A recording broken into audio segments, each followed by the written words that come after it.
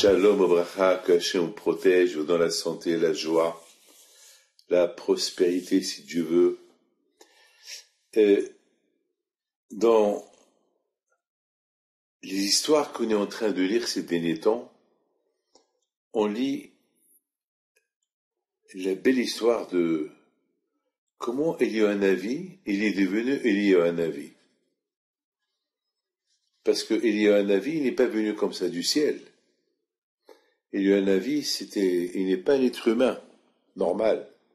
C'est quelque chose de spécial. Que tout le temps, il est présent lorsqu'il y a une Brit Mila. Eliyahu toujours il est présent. Donc, pour nous annoncer la venue de Mashiach. Et beaucoup des fois, ça peut nous arriver que on a un problème et c'est Eliyahu qui va nous sauver. Mais nous, on ne le sait pas. Eliyahu, beaucoup des fois, il vient étudier la Torah avec les tzadikim. Il se peut que nous, une fois dans notre vie, on l'a vu. Soit on a vu Eliyahu dans une Brit Mila, mais on ne sait pas qui était. Soit, dans la rue, on a demandé, on a prié à Hachem pour qu'on trouve quelque chose, et il y a quelqu'un qui vient vers nous, et nous dit, qu'est-ce que vous cherchez? Et on lui dit, on cherche des choses, et nous aide, et c'est lui Eliyahu, et nous on ne sait pas. C'est ça le but de Eliyahu, c'est d'être parmi nous, nous aider. C'est un malach qui est présent tout le temps. Alors, c'est quoi l'origine de Eliyahu? L'origine d'Eliyahu, elle s'est passée à l'époque de Bil'am. Bil'am, c'était un monsieur qui était un grand prophète. L'un des plus grands prophètes, il était même plus prophète que Moshe Rabbeinu. Il pouvait parler avec le bon Dieu à n'importe quel moment qu'il voulait. Et le bon Dieu lui parle. Lui, malheureusement, c'est pas comme les tzadikim, qui se sont travaillés pour être des tzadikim. Lui, c'était un conseiller de Paro. Parmi les conseillers de Paro, il avait 3 conseillers. Il avait Yitro, le beau-père de Moshe Rabbeinu, il avait Iov, il avait Bil'am. Et Bil'am, c'était un méchant. Il était anti-juif, il conseillait Paro de faire du mal aux juifs. D'ailleurs, c'est lui qui a conseillé à Paro, tous les premiers-nés juifs, jette-les à la rivière, au Nil.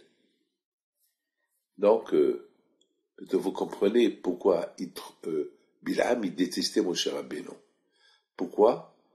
Parce que Bil'am, il voulait que Moshe Rabbeinu, il n'existe pas.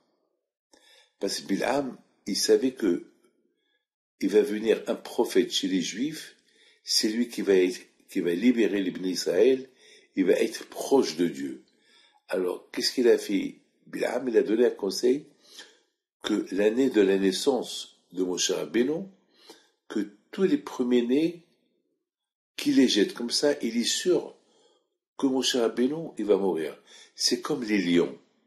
Vous savez que les lions, lorsque ils découvrent des lionnes, ils tuent leur enfant. C'est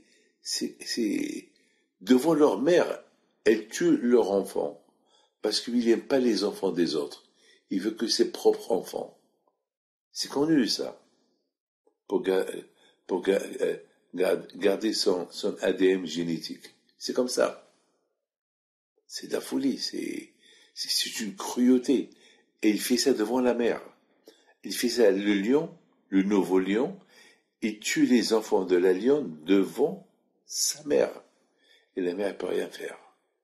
Elle vu comment le lion, ce nouveau lion-là qu'il a tué son mari, le lion, parce qu'il était vieux, et lui il est jeune, il est fort, il tue ses enfants pour qu'il n'y a que ses enfants à lui qui va avoir avec la mère de ceux qu'il a tués.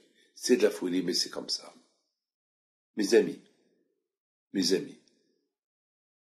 Bilham, c'était comme ça.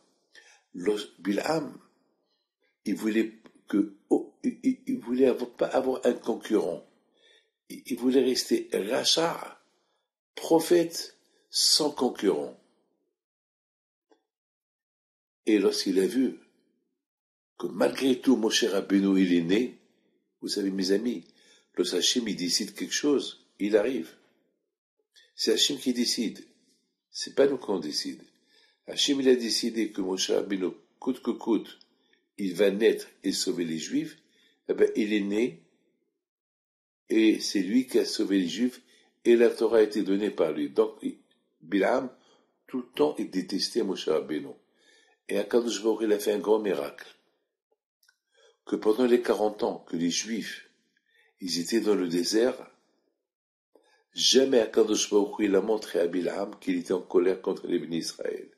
Alors, que les Bénis Israël, pendant les 40 ans dans le désert, ils ont fait le veau d'or. Ils ont fait plein de bêtises. Ils ont critiqué Israël. Et c'est la raison pour que le bon Dieu les a punis, pour qu'ils restent dans le désert pendant 40 ans, et que tous ceux qui ont critiqué Israël, ils vont tous mourir, sauf les femmes. Seules les femmes ne sont pas mortes pendant les 40 ans. Pourquoi? Parce que les femmes, ils aimaient Israël. Le contraire, les femmes, ils ont dit au mari, qu'est-ce qu'on va faire dans le désert? Vous êtes les hommes. Pourquoi? Vous avez pas fait vous avez pas fait des problèmes lorsque vous avez quitté l'Égypte.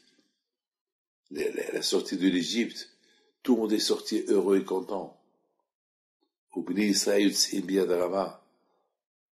Vous les Juifs, vous les maris, vous n'avez pas envoyé des éclaireurs pour voir qu'est-ce qu'il y a dans le désert. Et vous tous, vous avez suivi le bon Dieu, quittez l'Égypte, allez dans le désert, avec une grande émona en Kadosh Baruch Hu. Mes amis, lorsque moi je veux voyager quelque chose, lorsque moi je dois voyager, je prends avec moi quelque chose à manger. Je prends des sandwichs, surtout si je voyage. Je me rappelle une fois, j'avais pris le bateau, j'ai pris avec moi pour 2 jours de bateau. Là, les Juifs, ils ont quitté l'Égypte pour le désert, pour un trajet incalculable. Ils n'ont rien pris. Ils n'ont pas pris de manger. Ils n'ont rien pris. Ils avaient la émouna.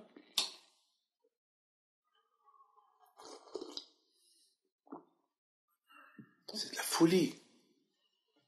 Mais même Hachem, il se régale. Il se réjouit. Il lance un compliment aux Juifs. Je ne comprends pas comment vous m'avez suivi dans le désert, sans préparer des provisions, sans révolution. Ils étaient 3, 4, 5 millions de personnes, des bébés. C'est de la folie. Ils ont suivi Moshe Rabbeinu. Après, ils sont arrivés à la mer. Moshe leur a coupé la mer. Ils ont continué. Après, ils ont reçu la Torah. Et puis, mes amis, vous connaissez bien l'histoire. Les Juifs, ils ont critiqué Israël. 1 an et demi après la sortie de l'Égypte. Les femmes, ils ont dit non. On va faire quoi ici?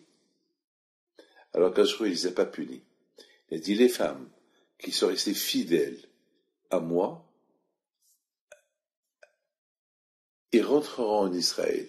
Aucune des femmes ne va mourir. Et vous savez quel bonheur le bon Dieu leur a donné aux femmes?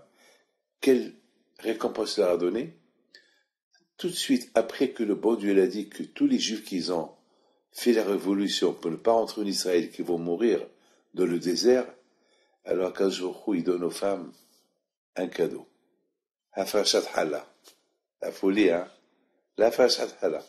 Cette fameuse Afrashat Hala qu'on fait, ça c'est la récompense que Hachem il a donnée aux femmes. Et vous savez que l'Afrashat Hala, elle a une grande ségoula. Grâce à l'Afrashat Hala, nos enfants se marient. L'Afrashat Hala, c'est le symbole du shalom à la maison. La Farashat Hala, c'est le symbole de la richesse, du Shalom Bayit. Akash Hu, il a béni les femmes, toutes les bénédictions, avec la Farashat Hala. Et la bracha. Moi, je connais une femme qui m'a raconté, ici à Montréal, elle m'a raconté que une fois, il était à Rabbi Amr ben Diwan pour passer Shabbat avec sa famille. Et puis, elle fait le pain. Et voilà, il y a un bus d'Israéliens qui arrive.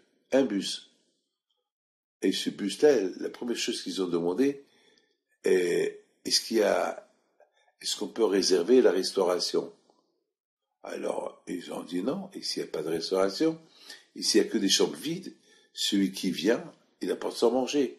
Alors, on va faire quoi? On a cru qu'il y a dû manger. Et qu'est-ce qu'elle leur a dit, cette femme? Nous, on est 10 personnes. Vous êtes presque 60 personnes, tout le bus. Passez Shabbat avec nous. Il y a la bracha. On va ajouter un peu, maintenant, dans 1 heure ce Shabbat. On ne va pas trop cuisiner, mais si Dieu veut, il y aura la bracha. Mes amis, c'est de la folie. Elle m'a raconté, cette femme, qu'il y avait la bracha de le manger. Ils étaient 60 personnes à manger la dafina. Chez Rabbi Amr ben Diwan. Ils étaient 60 personnes à manger le pain, la Farashat Hala. La Gemara, elle raconte sur Sarah Imenu, que Sarah Imenu, elle ne savait pas combien des invités elle allait avoir. Elle préparait le pain, elle préparait ce qu'elle prépare. Et lorsque il y avait les invités, il y avait la bracha pour tout le monde. Mes amis, ça c'est la bracha que Hachem a donnée aux femmes. Lorsque vous faites la Farashat Hala, toutes les brachot du monde, ils arrivent. D'ailleurs, on voit que lorsque, mesdames, je vous raconte une belle histoire. Ça, le bon Dieu est les témoins. Il y a une jeune femme, qui avait la grave maladie. Il y a à peu près une dizaine d'années. Et cette grave maladie, elle a été maltraitée, parce qu'elle avait une leucémie agressive. Ils lui ont donné, elle habite à New York, cette femme. Ils lui ont donné vraiment la chimio très dure. Ils ont tué son corps. Bon, grâce à Dieu, elle a guéri, mais qui va la marier? Qui va la marier? Parce que, même, malheureusement, à cette époque, ils n'ont pas pensé lui garder comment ça s'appelle, lui garder certaines les œufs pour lui remettre, vous savez, pour se reproduire. Malheureusement, ils ont tout tué. Et c'est une femme, mes amis, que sa mère est une bonne cuisinière. Elle écrit beaucoup des livres de cuisine. Et ma femme, elle adore ces livres. Elle a écrit, moi, 10 livres de cuisine. C'est la cuisine juive. Et cette femme, toujours, elle vient chez moi une bracha pour sa fille.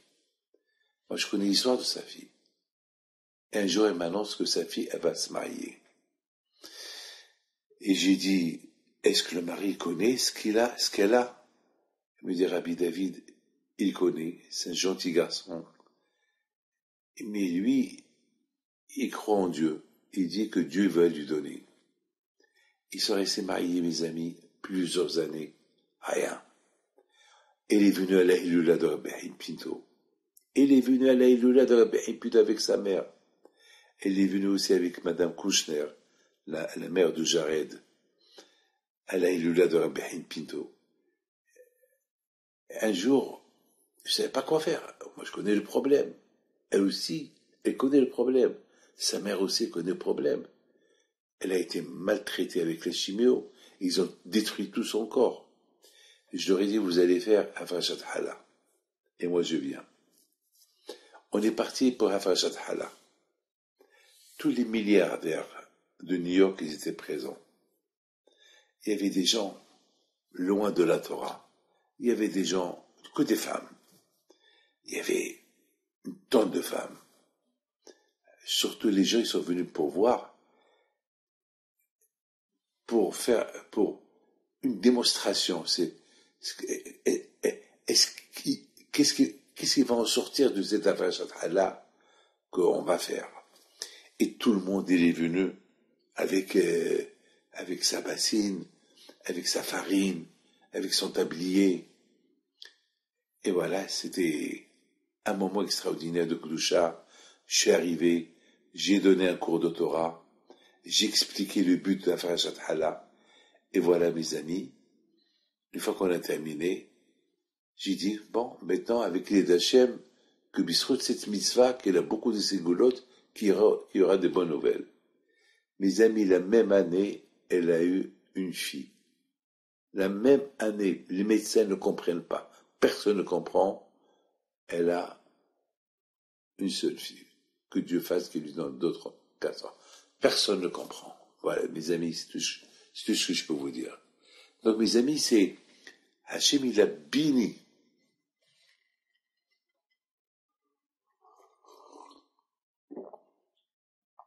Hachem, il a béni les femmes qui ont pas respecté, les femmes qui ont crié à leur mari. Pourquoi vous voulez rester dans le désert? On va faire quoi dans le désert? On peut pas se construire dans une ville, dans un désert. On peut se construire avec dans une ville. Le bon Dieu nous a donné la terre d'Israël, il faut y aller. Et eux, les femmes, et les maris disent, non, non, on retourne en Égypte. Mais c'est quoi la logique?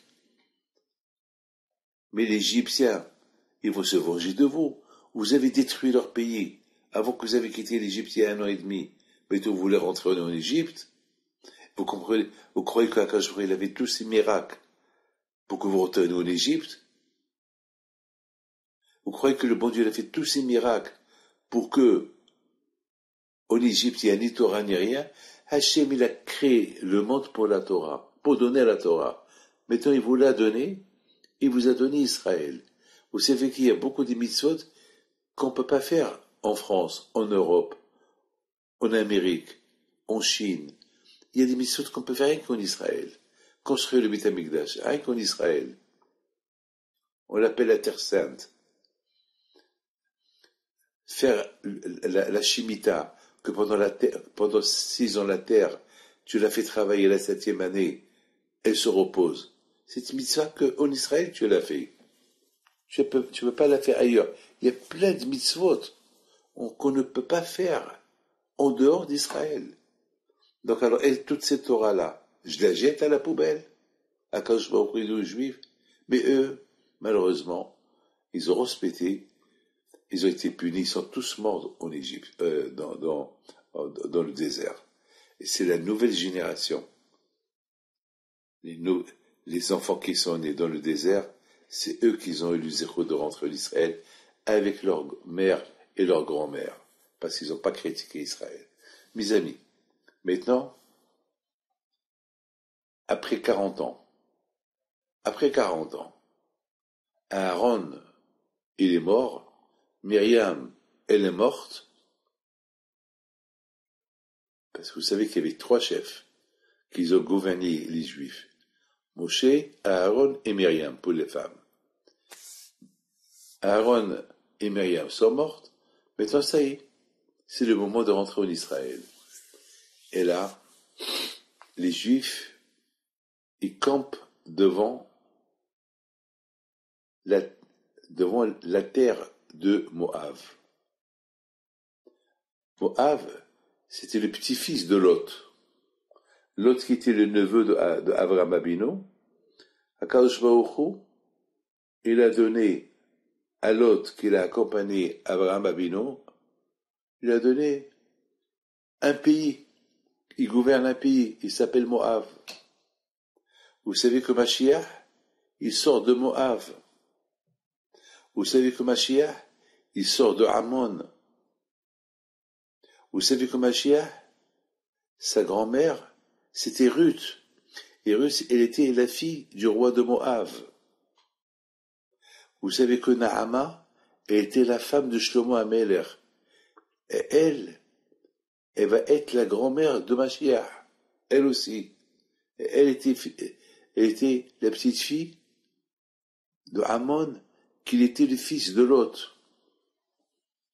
Akadosh Baruch Hu, il a récompensé Lot parce qu'il accompagnait Abraham. Et Mashiach, il est sorti d'eux. Donc les Juifs, ils n'avaient pas le droit de faire la guerre contre Moab, par rapport à Ruth qui va sortir de Moab, et les Juifs, ils n'avaient pas le droit de faire la guerre contre Ammon, par rapport à Naama, que Mashiach, il va sortir d'elle. C'est de la folie. C'est de la folie. Pourquoi? Vous allez me dire pourquoi Akashua il a fait comme ça? Ben ça c'est un autre cours. Je ne peux pas vous répondre maintenant sur cette question. Un jour, écrivez-moi et je vous donne un cours sur ça. Pour le moment, les Juifs, ils n'avaient pas le droit de faire la guerre contre ces deux pays-là. Mais voilà, le roi Moab, il ne pouvait pas supporter. Il ne pouvait pas supporter que de lui, il va sortir une femme qui va libérer le monde entier, Ruth. Il voulait vivre sa vie. Vous savez, mes amis, une fois j'étais dans un avion. Regardez-moi, je suis un rabbin, j'ai une barbe blanche. Je suis un rabbin. J'étais dans un avion, mais c'est une histoire, une très ancienne histoire. Il y avait une femme, l'avion était presque vide. J'allais faire un long voyage de 12 heures, et l'avion était presque vide. Donc il y avait une femme, elle veut discuter. Donc elle vient s'asseoir à côté. Elle commence à me poser des questions. Et des questions. Moi, vous savez, poliment, je l'ai répondu. À un moment donné, je dis, madame, je suis fatigué. Mais elle me dit, mais j'ai plein de questions. Et à un moment donné, elle enlève sa veste. Elle avait chaud. Alors là, elle n'était pas de sa noix. Elle veut me parler. À la fin, je lui dis, madame, je suis fatigué, je dois me reposer. Excusez-moi.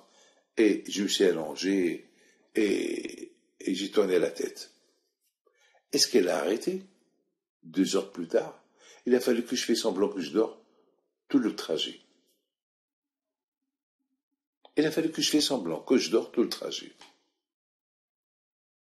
Mais qu'est-ce qu'elle a? Je suis rabbin, je suis vieux, une barbe blanche. Elle est jeune.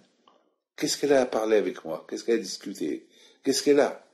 Mes amis, ben justement, c'est ça le Sahara. Le Sahara, il veut que tu fais du mal. Et le Sahara, il veut te faire du mal. Il a des millions de façons. Le Sahara, il peut être poli, il peut être agressif. Dans le Shlom Bayit, c'est pareil. Une étincelle, toute petite étincelle qui va s'allumer dans une maison, qui va brûler toute la maison. C'est tout. Une mauvaise parole, une petite parole, mauvaise parole, mal placée, mal dit, ça peut arriver au divorce. C'est tout. On peut éviter tout ça. Il y a beaucoup de gens, mes amis, qui ne peuvent pas voir la réussite de quelqu'un. Il y a beaucoup écoutez, je vous donne la parole d'honneur. Une fois, j'ai vu quelqu'un qui parlait pendant la prière. Et je lui dis, arrête de parler. Il me dit, et j'ai envie de parler.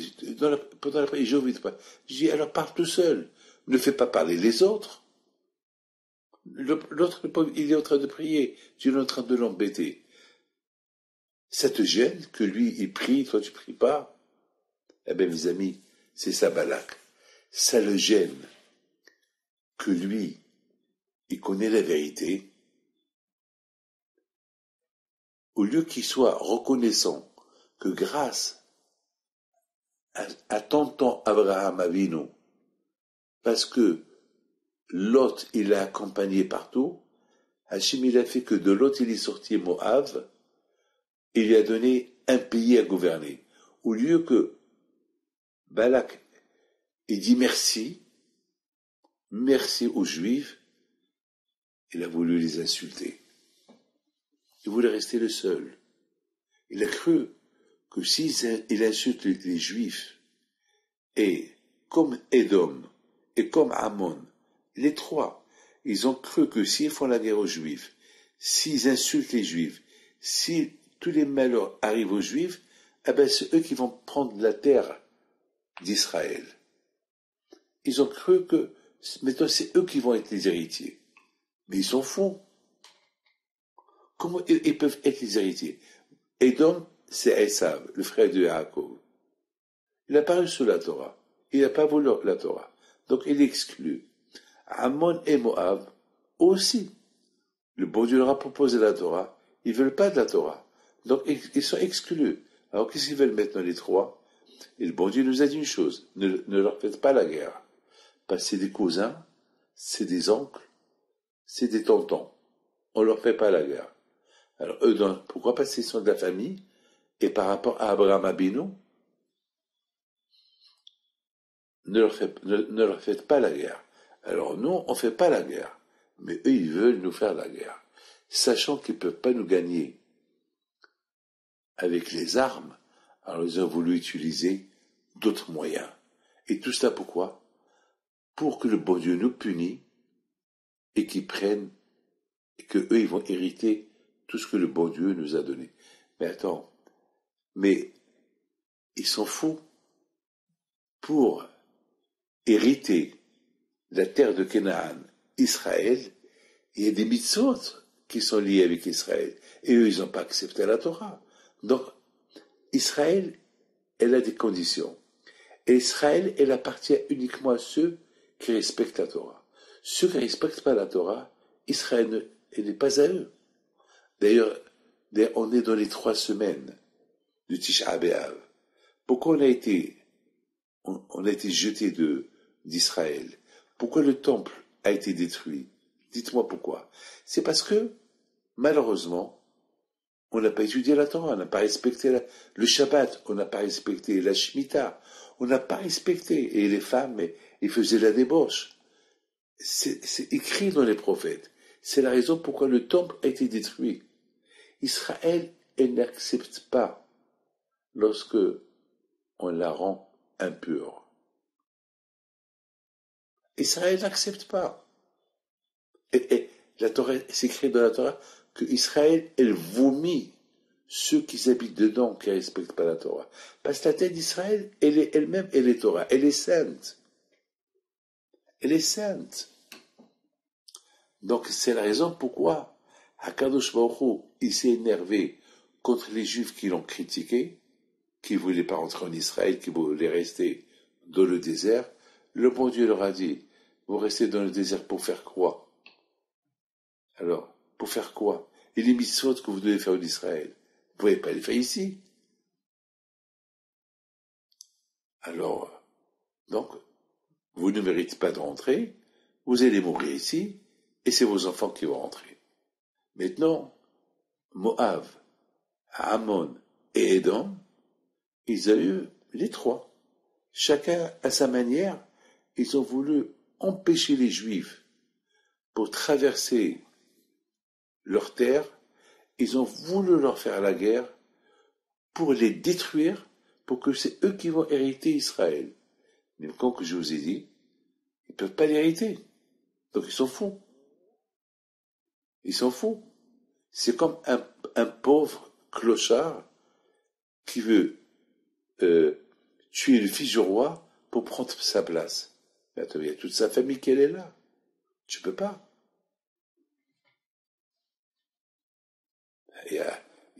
Le roi, il a plein d'enfants.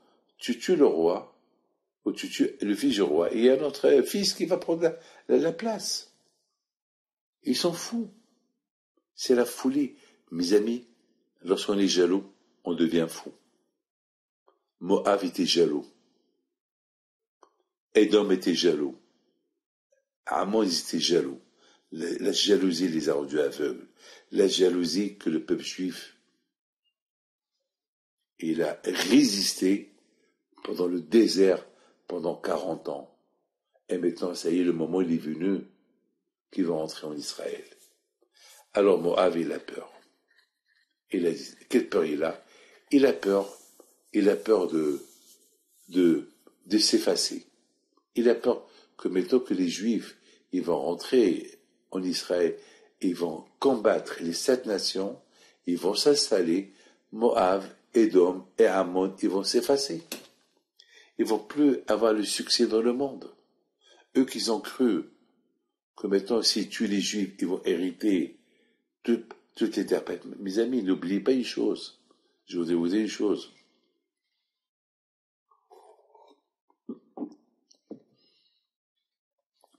Avant de rentrer en Israël à l'époque, il y avait deux nations vers le Golan, vers Haïfa, Tzfat et le Liban.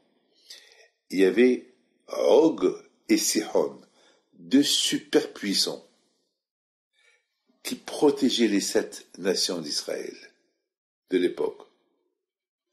Donc personne ne pouvait combattre les 7 nations. Les Kenaanim, les Émorim, Hivim, Yibusim, Girgashim, ne pouvaient pas.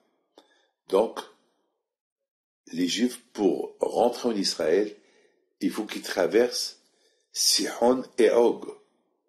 Et Sihon et Og, ils ont fait la guerre. Hachem, il a dit à Moshe Rabbeinu, combat-les, tu vas les gagner. Eh bien, c'est ce qu'il a fait Moshe Rabbeinu.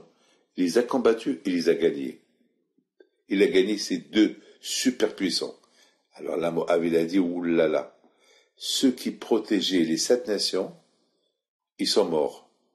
Battu, Israël, elle a hérité tout ce terrain-là. Un terrain énorme. Alors il a dit dans sa tête, alors ça veut dire que nous, on va être effacés. Mais il y a un moyen.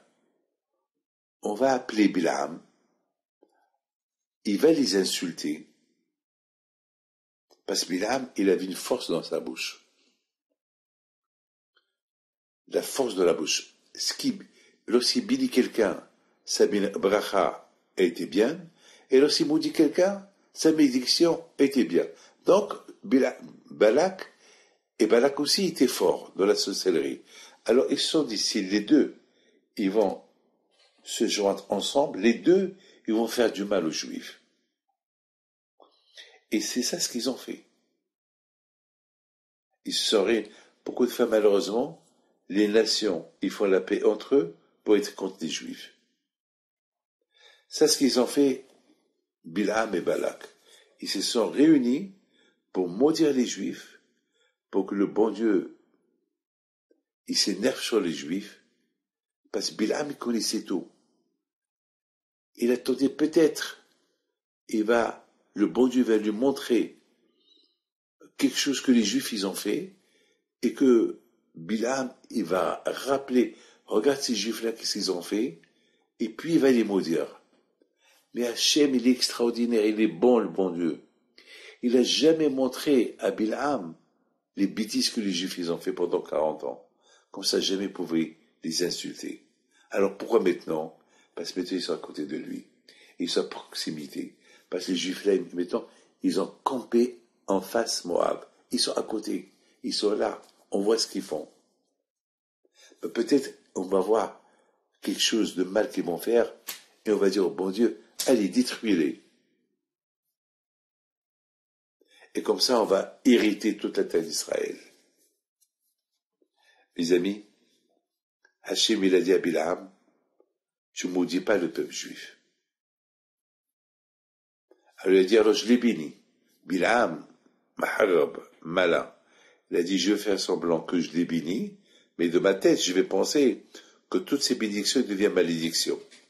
Et quand je vais dire à Bilam, t'as pas besoin de les bénir, ils sont bénis. J'ai pas besoin de ta bénédiction. Alors il lui dit, alors est-ce que je peux aller quand même rencontrer Balak? Hachem, il a vu Bilam, il voulait coûte que coûte aller chez Balak, parce que Balak lui a promis le kavod, l'argent. Mes amis, je vous pose une question. Comment est-ce possible? Comment est-ce possible que Bilam, je ne comprends pas, il connaît la vérité, il connaît que Dieu il a donné la Torah au béni Israël, il connaît que Hachem a choisi Am Israël pour qu'ils soient son peuple. Comment il peut les anéantir? Je ne comprends pas. Il sait que le monde y tient grâce à la Torah. Aucune nation respecte la Torah. Toutes les nations à l'époque, ils étaient idolâtres. Ils faisaient l'idolâtrie. Ils ne croyaient pas en Dieu. Ça veut dire que pour eux, pour atteindre Dieu, il faut passer par l'idolâtrie. Non. On nous a dit, Hachem nous a dit, que si on veut prier, on doit prier directement à Dieu. On peut demander aux tzadikim de nous faire une bracha, mais on n'a pas le droit d'aller devant une idolâtrie et demander des services à l'idolâtrie que eux ils vont interpréter nos demandes à Dieu. C'est quoi l'idolâtrie? C'est quoi le soleil? Le soleil il est là pour me servir. Le soleil n'est pas là pour que moi je prie au soleil, pour que le soleil donne ma prière au bon Dieu. Mais non. Quand je l'ai dit, je veux du direct. Je ne veux pas, vos prières par intermédiaire. Direct. C'est comme quelqu'un qui dit à un ami, dit à papa, et son père est à côté de lui. Alors l'ami lui dit, mais dis à ton père directement. Pourquoi tu me dis, moi je dis à ton père? Tu fais honte à ton père. Dis à ton père. Mes amis, Bilam, il connaît la vérité. Bilam, c'était le plus grand prophète des prophètes. Il était plus que Moshe Rabbeinu. Comment Bilam est tombé comme ça?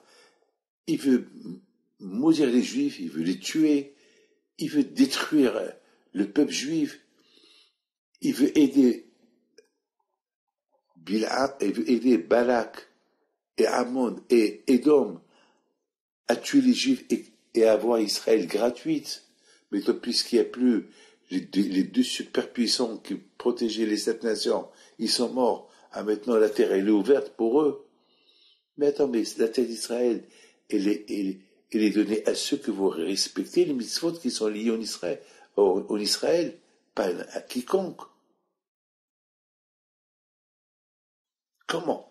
Mes amis, c'est ça ce qu'on apprend de Bilam. La paracha de Bilam s'appelle Balak. Pourquoi cette paracha de Balak, elle s'appelle Balak? Elle a pris le nom de quelqu'un qui a voulu détruire les Juifs.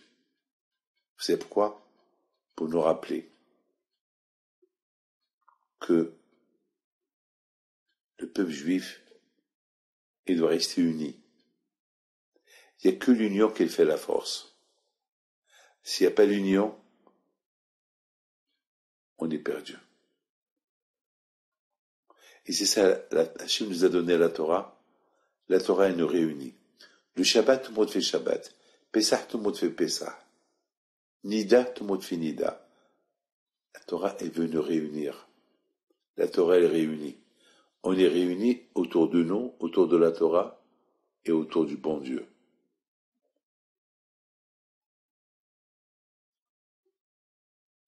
La Torah veut nous apprendre. Regardez des gens, sans Torah, ils sont prêts à commettre du kamikaze, mourir pour vous tuer. Pas si Bilam, il aurait insulté les Juifs, et que tous les Juifs, ils seraient morts. Vous croyez que le bon Dieu va maintenir le monde? Le monde entier il aurait été détruit. Parce que le monde y tient grâce à la Torah. Qui va diffuser le nom de Dieu à l'époque? Aujourd'hui, grâce à Dieu, il y a beaucoup de croyants qui croient en Dieu. Mais à l'époque, il n'y avait que les Juifs. Le monde était idolâtre à l'époque.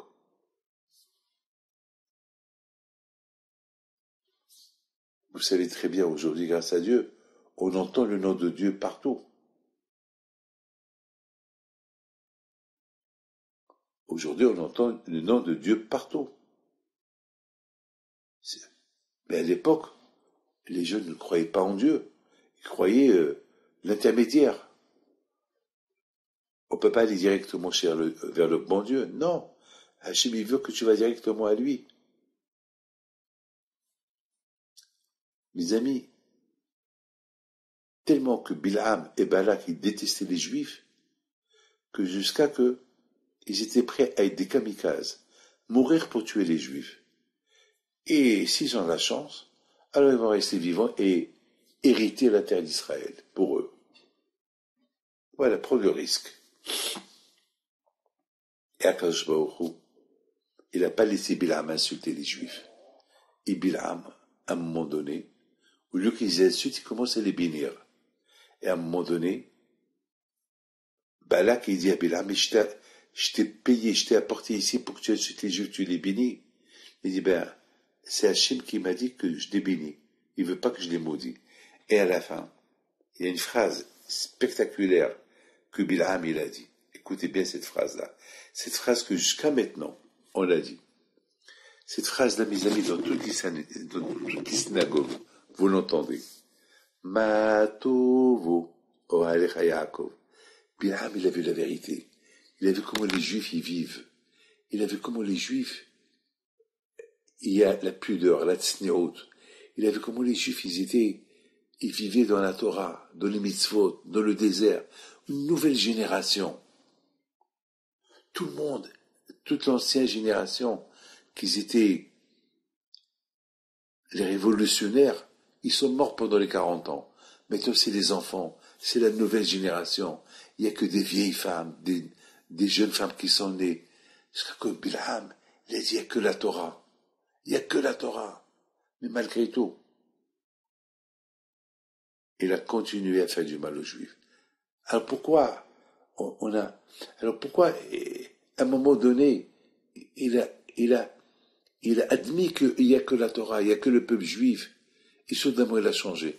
Mes amis, il y a une différence entre quelqu'un qui gagne au loto, entre le gratuit et ce que tu gagnes à la sueur de ton front.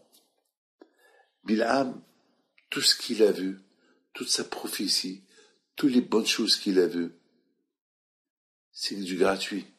C'est le bon Dieu qui a ouvert les yeux pour qu'il voie, mais pas son cœur. Son cœur n'était pas impliqué dans ce qu'il voit. Mes amis, lorsqu'on dit à quelqu'un bonjour, il faut que le cœur aussi dise bonjour. Lorsque tu dis à ta femme je t'aime, il faut l'aimer. C'est pas que c'est le cœur qui dit je t'aime, tu la trompes. Il faut être le cœur, la bouche et le cœur unis. Pourquoi les tzadikim ils sont tzadikim? Parce que ils associent le cœur et la bouche. C'est pas que la bouche qui dit n'importe quoi et le cœur il pense le contraire. Tu viens à la synagogue, tu viens pour prier. Il faut que la bouche elle crie et le cœur il y est dedans. C'est pas que tu viens prier ta tête elle est comment tuer, comment voler. Ça marche pas comme ça. Mes amis, c'est ça l'erreur. C'est la raison pourquoi on peut pas faire les mitzvot parce qu'on nous a dit de faire ça et ça. Il faut étudier. Il faut l'étudier. On peut pas vivre avec ce qu'on sait, ce qu'on nous a dit, ce qu'on a appris. C'est bien. C'est bien. Mais il faut prendre un livre. Il faut étudier. Mes amis, il y a une différence. Vous allez au marché. Vous achetez du ravitaillement. C'est pour le manger, pas pour le garder. Ah, j'ai du ravitaillement à la maison. Alors, ça sert à quoi si tu le manges pas? Il va pourrir. Tu le jettes. Un judaïsme, c'est le vivre. On ne peut pas être juif sans vivre avec le judaïsme. Les connaissances, il faut les exercer, les connaissances. Il faut étudier. Il faut savoir. C'est pas parce qu'on m'a dit. Beaucoup de fois, il y a des femmes qui connaissent même pas les lois de Nida. Parce que la mère, elle leur a dit ça et ça et ça. Et beaucoup de fois, ils se trompent. Il y a le livre. Mes amis, pour être pilote, il faut aller à l'école du pilotage. Pour être un médecin, c'est pas, un médecin, il t'apprend comment être médecin. Non, il faut être à l'école. Un chirurgien, c'est pas en t'expliquant comment on fait la chirurgie, tu vas commencer à faire une opération du cœur ouvert, tu vas le tuer. Mes amis, c'est vrai. Bilham, il a vu. Waouh, waouh, waouh, il a vu des belles choses. Mais il a vu. Une fois qu'il n'a pas vu, il a oublié ce qu'il a vu. Parce que lorsque tu vois la vérité, il faut l'exercer, il faut la faire. Il faut passer à l'action. Il y a une femme, mes amis, qui a voulu se convertir. Et je lui ai dit, mais c'est dur d'être juif. tu vas recevoir que des claques. De tes parents, de ta famille, de tout le monde. C'est dur d'être juif. Je voulais la décourager. Vous savez ce qu'il me dit? Mais c'est encore plus dur de sentir qu'il y a Dieu et je peux pas lui servir comme je veux. Waouh! Elle m'a donné une claque. J'ai dit, ma fille, que le bon Dieu t'aide. Mes amis, maintenant vous avez compris. On ne peut pas être comme Bilham. Beaucoup de fois on critique Bilham et on se comporte comme lui. Bilham, son problème est sa bouche et son cœur qui n'étaient pas unis. Balak et son cœur qui n'étaient pas unis. Avec la bouche, il croit en Dieu. Avec le cœur, il veut faire du mal aux Juifs. Si tu aimes Dieu, tu ne peux pas faire du mal à quelqu'un, même si c'est ton ennemi. Même si c'est ton propre ennemi, tu n'as pas le droit de lui faire du mal. Les amis, c'est ça. C'est ça la paracha de Bilham et de Balak. Il nous rappelle, voilà des gens qui connaissent Dieu, voilà des gens qui connaissent tout de Dieu et sont plus forts que Moshe Rabbeinu dans tout ce qui concerne Dieu et leur névoie, mais ils vivent comme des animaux. Voilà. Alors, à quoi ça sert? Alors, la paracha de cette semaine, c'est Pinhas. Pinhas qui est un grand sadique. Pinhas que lui, lorsqu'il a vu que les Juifs, ils ont fauté avec les femmes de Midian, et il y avait le chef de la tribu de Shimon, qui était vieux, il est parti avec une Goya. Pinhas, il pouvait pas laisser les choses passer. En plus, le bon Dieu était en colère. Une épidémie a commencé à avoir lieu. Il y a eu 24 000 morts. Pinhas, il a vu que ce Zimri-là, avec la faute qu'il est en train de faire, avec cette femme dans la tente, et tous les Juifs qui le voient, c'est un mauvais exemple. Il a risqué sa vie, il les a punis. Alors les gens, ils ont commencé à le critiquer, Pinhas. Oui, il a tué un chef de tribu, un vieux, un tzaddik, pas Zimri. Il était parmi les princes qui ont inauguré le temple il y a 40 ans. Il était très vieux. Comment il est tombé? Comment il est tombé pour faire cette faute? Ben justement, le Tsar, il est fort. Le Tsar est très fort. Si on fait pas la résistance, on tombe. La colère, elle est facile. Comme une femme me dit hier, parce que son mari dit, Rabbi David, j'ai parlé avec ma femme, elle est coléreuse. Alors qu'est-ce qu'elle me dit la femme? C'est ma vie d'être coléreuse. Si je suis pas coléreuse, je peux pas fonctionner. Je dis, madame, tu es en train de détruire ta maison. Et tu es en train d'être une mauvaise exemple pour tes enfants. Que tes enfants aussi vont répondre à leur père. Comme toi, tu insultes ton mari. Il faut te rattraper. Il faut faire attention. C'est pas conseillé. Beaucoup de fois, les choses mauvaises, on croit qu'ils sont bien. Ce Zimri-là, pour le kavod, parce que son public lui ont dit, regarde, Moshe Rabbeinu, il est en train de tuer tous les gens qui sont partis avec les femmes de Midian. Alors fais quelque chose. Alors lui a voulu être exemplaire. Il a pris une femme de Midian. Il a été avec elle dans la tente. Il a eu des relations avec elle. Pinhas, il a vu ça. Comment il va oser le punir? Il y avait des gardes-corps de partout. Puis Pinhas, ils sont fous. Il dit, Ya Hachem. Il a couru, il a cassé toutes les barrières des gardes-corps. Il est rentré à la tente, il les a poignardés. Et là, la Gézéra s'est arrêtée. Et Hachem, il a donné une récompense à Pinhas. Il a dit, parce que tu as fait ça pour moi, parce que moi je voulais punir tous les Juifs, mais en faisant ce que tu as fait, tu as risqué ta vie pour moi, alors jamais tu mourras. Tu deviendras Eliyahu Hanavi. Maintenant voilà mes amis, d'où Eliyahu Hanavi il est sorti. Eliyahu Hanavi il est sorti de Pinhas. Ce Pinhas qu'il a réussi à annuler la Gézéra sur les Juifs. Et tout cela pourquoi? À cause de Bil'am. Voilà les dégâts qu'a fait Bil'am dans sa vie. Les dégâts qu'il a fait Bil'am, malheureusement. Les dégâts qu'il a fait, c'est jusqu'à maintenant, malheureusement, il y a l'idée de la débauche. Il dit à Rabbi Nachman de Breslev, il rapporte ça des livres de Zohar, que Bil'am était un grand sorcier. Il a, à travers sa sorcellerie, il a créé l'envie de la débauche.